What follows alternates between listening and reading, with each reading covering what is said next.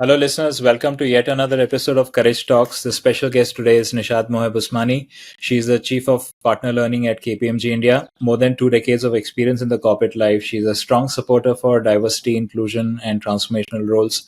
She's played a very active role in transforming the journey and career for a lot of people in her organizations. And it's a privilege to have you on board. Welcome, Nishath. Thank you, Hetal. What a pleasure it is to be here with you. So the topic is courage, and the whole story about Courage Talks is the book that I've written about my father, Against All Odds.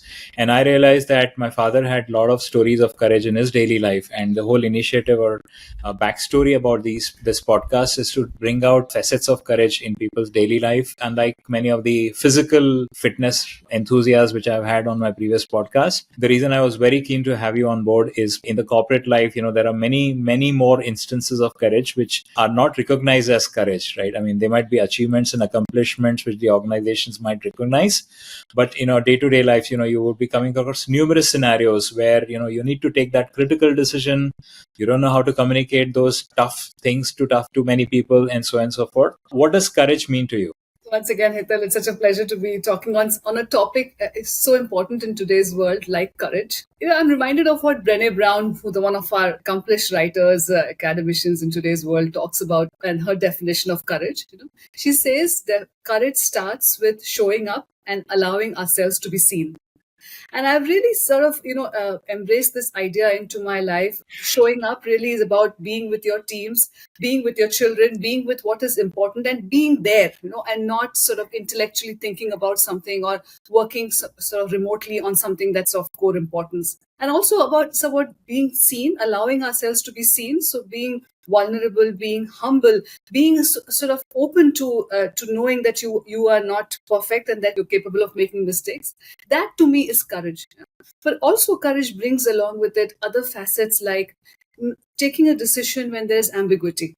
So, several times I have had to take a view when I don't exactly know, what the organization view is or what the sort of the more popular view is, and yet I have chosen to take that because I believe that really comes from a place of courage and knowing that showing up and being okay to be wrong is part of the story of life. Well, that's very interesting that you mentioned showing up because, in the running world, we say that the most difficult part is to show up at the start line. Yeah. It's not to actually run the marathon, it's to show up at the start line. Because once you reach the start line, the momentum and the crowd and the cheering is so loud and so vociferous, almost everyone gets pushed all the way to the finish line, right? Yes, But a lot of people, even that part of signing up is so difficult. And once they've signed up, they somehow show up at the start line. When they show up at the start line, they get to the finish somehow or the other. So it's a brilliant definition that you brought about. Any role models? Just add to what you said, Hetal, I think it also in the corporate world is first about showing up, but also showing through. Many a times there are leaders who are there's a task at hand. They ask the teams to do it over the weekend if that's how important it is, and say that we'll meet you on the other side of the weekend. To me, showing up is really about staying the course and saying that this is important and I am with you, however difficult it might be. So it's not like it's not a photo op moment that they're showing up for. They're actually there through the journey as well. Exactly. That's interesting. Yes. Any role models for courage? Anyone you look up at from example of courage? I think my father, he's someone who really inspired me. And I say that he brought courage in me because, right from our childhood, he inculcated the idea that to be different is perfectly fine. To be uniquely you is the reason you are here. And that gave me a lot of courage to stand up for things that are not necessarily popular or not the sort of, the view that everybody has. And I think with his upbringing, he also instilled in us this idea that to be courageous is not everybody's game. So it's going to be difficult. It's going to be uncomfortable. And yet you must walk down that road if you want to be someone who's not the ordinary person. I think my father also taught us the importance of integrity, sort of really knowing what's core to you and being able to be comfortable with that. All these things, really stay with me till today. And certainly he's been someone who inspired me to be what I am today. Wow. Very interesting that you brought up your father as an example, because my next question was to take us down memory lane, take us in your childhood days, right? What are the memories that you still hold on? Maybe a bit about your father, but more about yourself, which stays with you. Anything you would like to share? Yes, so many memories of, I come from a community which can be conservative in its own way. And my father would say, challenge the status quo. It's perfectly fine to have your point of view. And whenever you're doing something, question yourself. So today in my work, I'm always asking myself, am I doing this because it's the been there, done that thing, or is it what is really required for the day? He really inspired me to go and pursue higher studies, not be sort of the person who sort of was the stereotype or the idea of a woman that most people sort of liked and found more acceptable. I think his ability to tell me way back then, I'm talking about many, many years ago, he Yeah. really encouraged me to become a singer, and he said, Mhm. you know what, go to Agra, go to join the music school there. And, at that time, singing wasn't even a career. It wasn't even a career, forget a respectable career. Yeah. So Yeah. I think to me, that's really stayed with me, that to be different, to be uniquely yourself is completely fine. And all that it takes is courage, which is one of the reasons I'm talking to you today, Hital. It really resonates Yeah. with the Yeah. way I have looked at life. Very interesting. So one of the standout aspects about you is leadership. And we all traverse through our own journey as far as corporate life is concerned. Yeah. Some of us get leadership early, some of us get it late. We always feel that we are good leaders in our own rights in terms of managing ourselves. Yeah. But taking up a role of a leader in an organization, of course, it's a different responsibility. And the fact that you worked in different organizations, the essence of leadership has stayed on. Were you always having that knack of leadership, or is it something which took its own time? Any examples or any instances from your career which you remember where you actually had to really test yourself out in terms of your capability to deliver as a leader? I think leadership is a core facet of any organization. If you go down to looking at whether it be a big multinational or a startup, it's the leadership that differentiates any organization. And I've always been inspired by the power that leaders can bring. Yeah? Because if you go to the etymology of the word leader, and it really says leader, when you say lead, you sometimes lead your teams, sometimes lead your clients, and sometimes you lead within yourself. So the bigger journey that you travel is the one that you travel within yourself as a leader, because a leader is ultimately nobody but somebody who's their best version. Your question on what are some of the times when my leadership has been tested? Actually, I think every day, because as leaders, every time you are confronted with a question which either the team is asking you or your stakeholders are asking you or you are asking yourself. And every time you have to go back, at least I go back to my two core pieces. One is this aligned with my value system? And is this aligned with the purpose with which I'm here, the organization's purpose or my purpose? And these difficult questions then, however often they surface, always find an answer, because you sort of embedded yourself in these two aspects. So Right. No, it's interesting you mentioned about the conflict between your personal ethics versus what the organization expects. Obviously, there are two ways to it, right? One is, of course, you let the organization rule and you say, okay, I'll compromise on my own personal ethics or principles that I was going by. Or you could take the other approach of, raising your voice and saying, I will do it my way and convince the organization that my way was right. So which option would you typically lean towards? yeah, it's interesting you say that, Hital. Very often, research tells us that if your personal values are not aligned with that of the organization, you'll probably not stay there. The fact that I Hmm. have stayed in all of my organizations on an average of 8 years plus tells Yeah. me, I was in places where my value system was by and large aligned. Hmm. That said, there can be, when I was answering your previous question, I was saying my ability to answer the difficult leadership issues goes back to these two things. Is it in alignment with my value system? Is it in Right. alignment with the purpose with which I have been brought over here, in this organization? And if you can find the answer to both these, you should be more or less right. But to answer your question, have I ever had to choose between the two? Well, it's not about choosing, but it's really about finding the middle path. Yeah? Rarely will you find, ultimately organizations are in the business of profit making, So Yeah. many a times you will find that there is something that is misaligned. But it's really, to me, as long as the core values of yours and the organization are not very, very misaligned, you will find a middle path. And in fact, we do that in our everyday lives, Yeah. whether it be friends or whether it be the spouse. You're not always completely aligned on something, but because you are at some level fundamentally connected, yeah, you will be Right. able to find that middle path, which is the correct one for yourself and for the larger good. And of course, many times when you are donning the role of a leader, Yeah. you are more or less expected to just get the organization's objectives ruled out, right? In terms of executing the task, what the organization expects. Doesn't allow too much of freedom to, create your own brand or create your own image. whatever I've seen, of course, I've always observed that you try to have an indelible personal stamp in the work that you're doing, because you feel that end of the day, for for your satisfaction, it's important for you to feel that there was a contribution that you made as well. And one of the aspects which I noticed in your profile was about establishing a psychologically safe environment at the workplace, right? So how did you go about doing it, and how did the idea originate? Any instances where you felt this kind of became an important aspect for you to instill? Hazel, there is a lot of talk about a psychologically safe environment and psychologically safe teams today. But to me, it really just boils down to what good working together really means. I'll tell you a few things that I almost always do in our team meetings. First, I say, let's talk about what went well, in the week, for instance, and let's talk about what did we learn.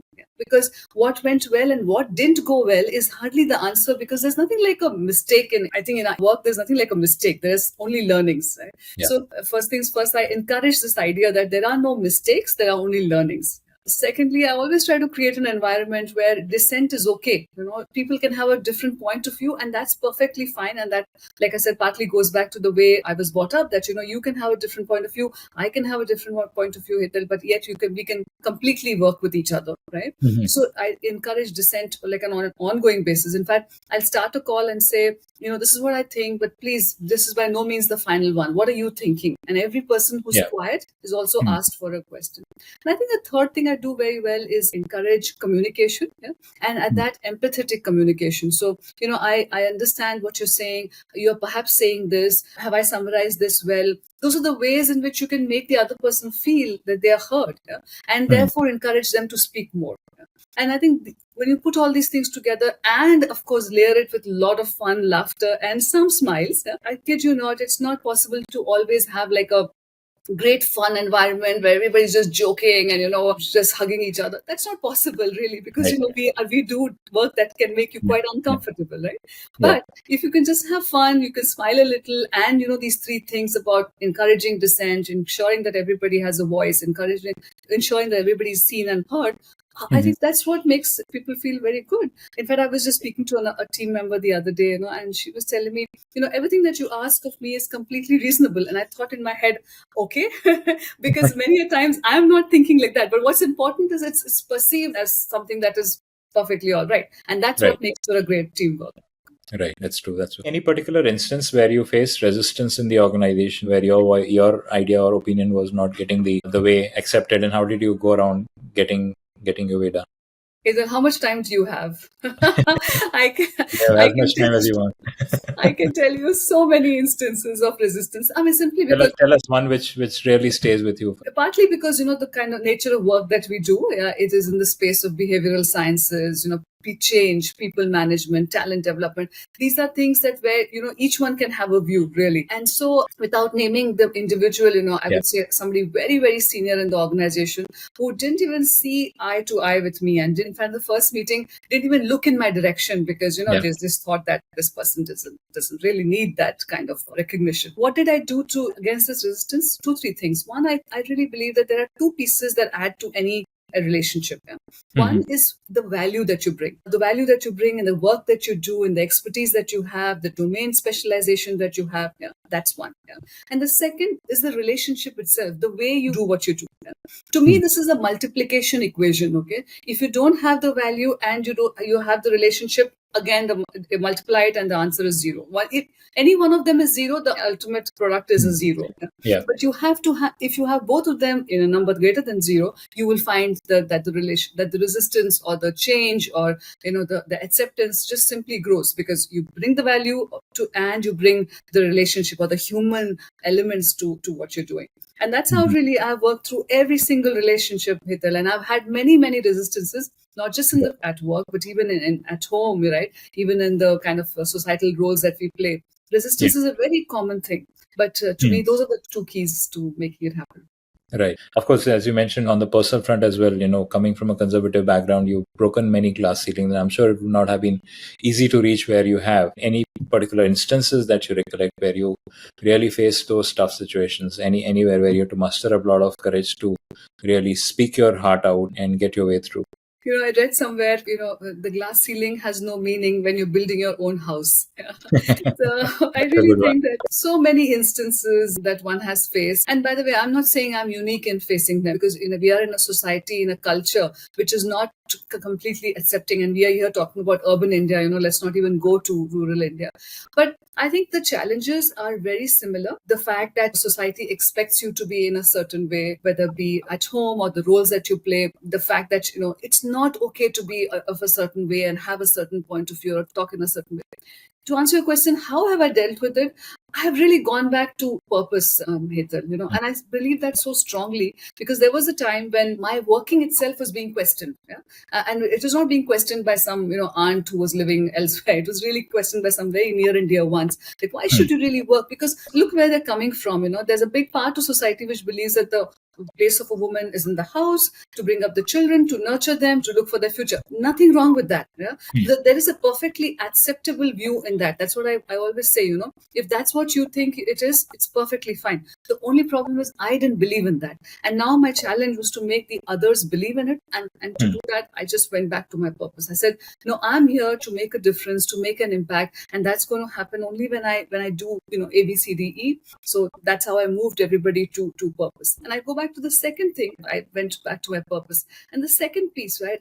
I strongly believe that it's about relationships and the way you do something. Yeah? Be it at home, be it at work. I can convince you, Hital, that you know what, we got to do this like this, and let's make it work. Or I can really reason it out with you. It takes more time. Yeah, the Hmm. results are not always positive, yeah? Yeah. And it is very uncomfortable, right?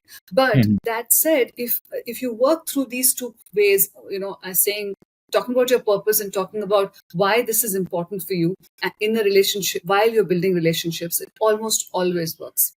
I Hmm. say this with a lot of emphasis, Hital, because in today's society, especially for women, Yeah. actually not so much women, I think we are talking everybody today, you cannot simply bulldoze your answers or your points of view or your perspectives. You have to work it through. It's a one day at a time, one step at a time, but that's the most effective way to do it. And that's how I broke the glass ceiling, Hital. Still a lot of exciting times ahead of me, but I think that's how I've come so far. Yeah, I like the energy when you say there are still more exciting times ahead, Oh where yes. not only you are promising that you're going to go much further away, but you know that the challenges will continue to come your way. They're not gone for good. The other aspects or the other topics which you have shown a lot of passion and actually have done a lot of work in that area is women leadership and fighting for the underprivileged, right? So, Hmm. what motivates you? What was the backstory behind this? Was it your own personal struggles which drives you, or there is a much larger purpose and meaning behind why you're doing whatever you want to do for this set of people? I truly believe, that mentorship, or folks who can help you find your way are Yeah. truly the change makers in this world. That's what draws me to the not so privileged folks. Yeah. All they need is a little light somewhere, a little help, a little nudge. And if you can provide that, why not? I Mhm. also think that it's that section of people that is far more hungry, doesn't feel entitled, and is so ready to take on and listen to more. Right. For instance, I've worked with schools that work for children below the poverty line.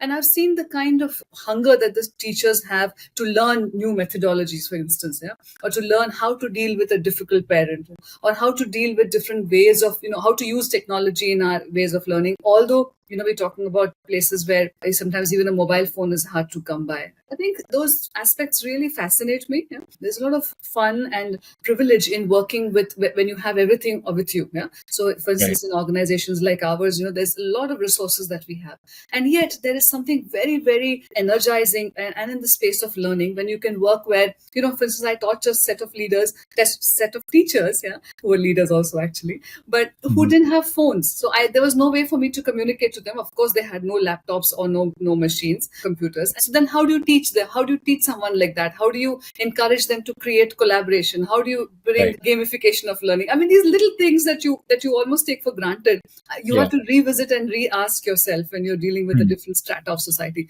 And that really interests me. Yeah, yeah. It's interesting that you mentioned about mobile phones and underprivileged because Yeah. I still remember, immediately after the COVID, when things started gradually opening up. So Yeah. this underprivileged school, which I interact with and regularly help in Gurgaon, Hmm. they mentioned about how the kids were eagerly awaiting for their parents to come back from work, not because they wanted the parents to come and serve food, but that's the time when they would get access to their parents' devices, which was the only source from which they could actually download the content for their studies. Study. Because of the shutdown and classes were not on. It Yeah. was purely online class, and even the online class, they could access the content only once their parents got home, because the parents had the phone. They didn't even have a phone, right? So Yeah. something we take for granted, we don't want one device, we actually have 4 devices.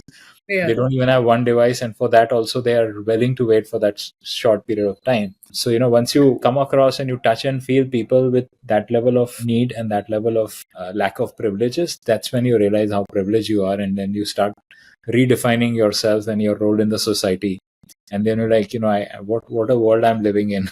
Yeah, yeah, and the future is there. From a professional standpoint, I really feel that I will never retire. Yeah, because I will find different levels of society, or different ways in which learning can be further enhanced, or different kinds of population who can come in and benefit from this kind of learning. So really, there's so much to do, and much of that will come from some of these sections of society. And you don multiple roles, right? You're consultant, mentor, mother, musician. Is it that you are always been this way in terms of wanting to handle too many tasks, or it's something which has gradually grown over you over a period of time?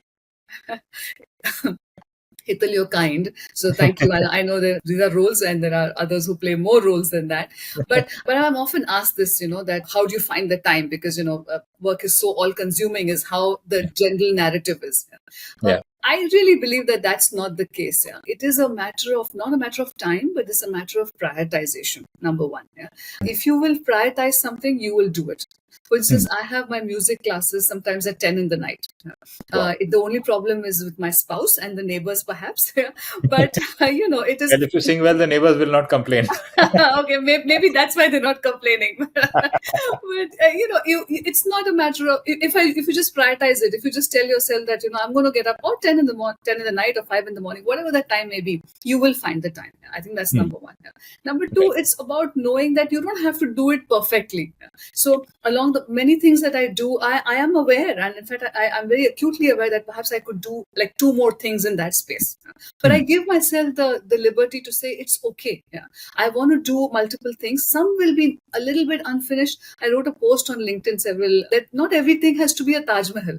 Some things have to be dams, some things have to be buildings, some things have to be just canals. That you have to build as an architect or as a builder. So I think that's the second thing. I think the third is to allow yourself some self-compassion. Yeah, it's okay. It's fine. You'll do so much someday, and some days you won't do it. Yeah. But the overall story that you build and the story that you give to the people around you, and sometimes to the generations behind you, is to say that it is possible. It is possible to live a fulfilling life, provided you are kind to yourself, not looking for perfection, and allowing yourself the prioritization that it requires. Really. No, it resonates very well with a recent post that I wrote, which is called about the mediocrity mindset. When you are actually doing your core job, which is go to work and manage your family, anything extra that you do, you really need not be like a superman at it or a god at it, right? Yeah. So if you are been struggling to get back to fitness, and if you feel running is something which you want to pick up, you don't need to run a marathon to get the advantage of running.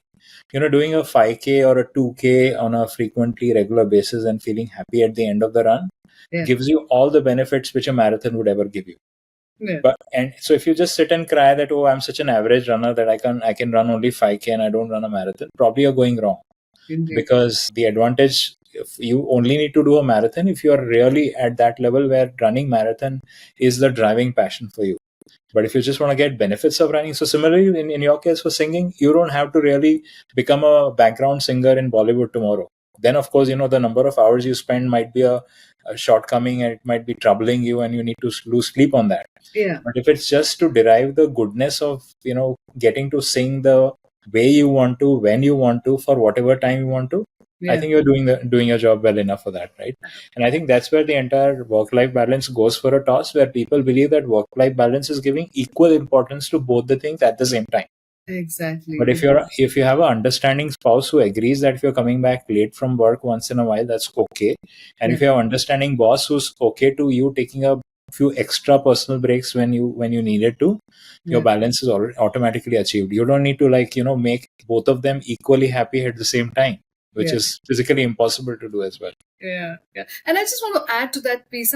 Sometimes this conversation can be misconstrued to say, oh, are we talking about mediocrity or are we talking about average? No, no, no. I'm not talking about you can excel at what you're doing. So going back to the singing example, all I'm saying is that on a certain day you may not be able to do the riyaz for an hour, which is okay. Yeah.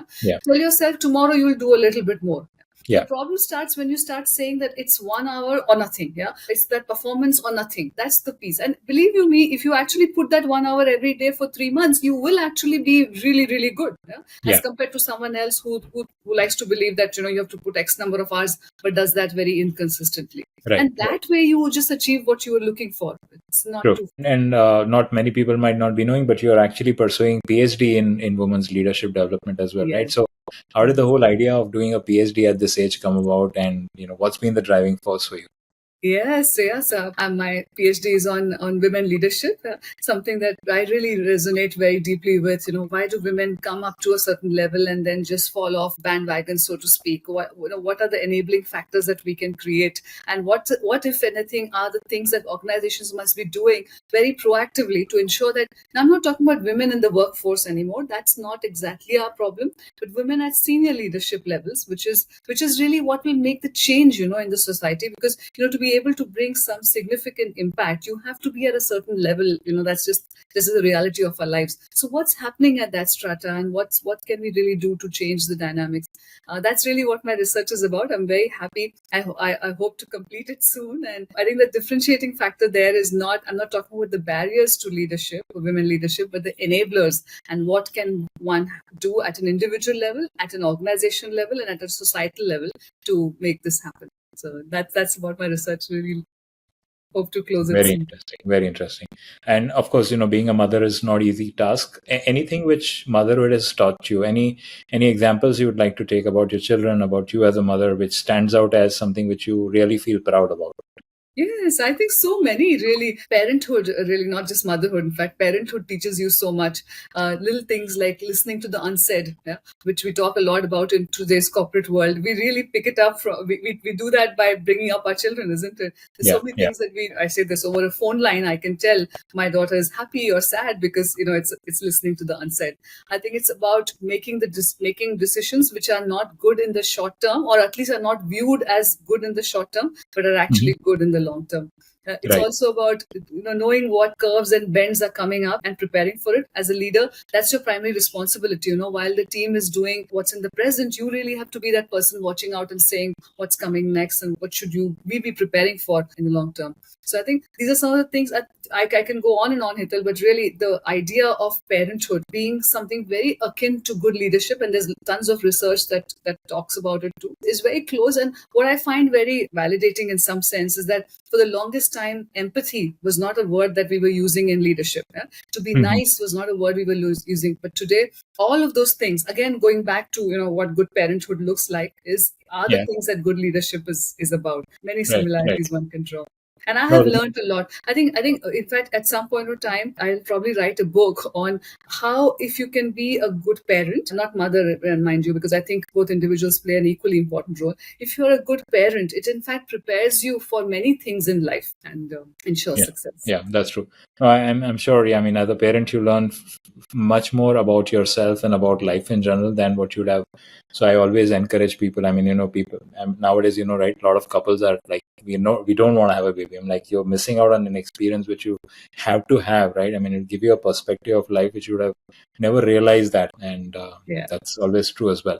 You mentioned a reference to empathy reminded me about COVID, and COVID has been quite a testing moment for all of us, both on the personal front and on the company front. There would have been multiple instances of courage which you would have seen among your employees. Anything which you want to call out, any employee, if you don't want to take a name or you want to take a name, someone who really stood out of the way in terms of delivering and putting up a great example during those tough times. Oh, yeah. I'm very proud to say that in my organization, there were several such examples, starting from somebody who started a WhatsApp group and ensured that we all pooled in money, and significant amount of money. And the other day I heard there were about 200 plus families that we were able to touch simply because we had this group of people who were contributing on a absolutely voluntary basis. I saw so many instances of strangers helping out people with their people who they didn't know in the same city, and yet they went to their houses, gave them supplies, starting right from the injections that we had to take, those good old days, or the